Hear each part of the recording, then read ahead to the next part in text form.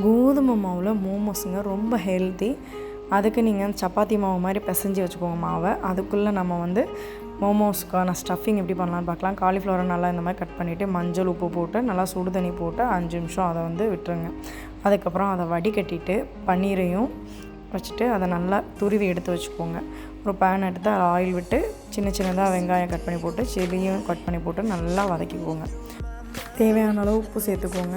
அப்புறம் ginger garlic paste 1 teaspoon சேர்த்து அதையும் நல்லா வதக்கிக்கோங்க. அப்புறம் நம்ம துருவி வச்சுருக்க அந்த காலிஃப்ளவர் பன்னீரையும் சேர்த்து நல்லா வதக்கி அதை ஒரு பக்கமாக எடுத்து வச்சுக்கோங்க.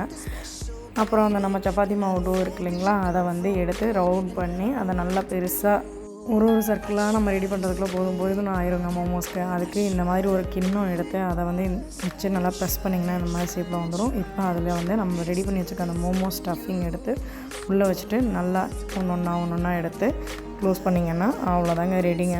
இதை வந்து நல்லா ஆவியில் 10 நிமிஷம் வேக வச்சு எடுத்தோன்னா டேஸ்டியான மோமோஸ் ரெடிங்க. பாருங்கள் எவ்வளோ சாஃப்டாக இருக்குன்னு. இதை கண்டிப்பாக மோமோஸ் சட்னியோட வச்சு ட்ரை பண்ணி பாருங்கள்.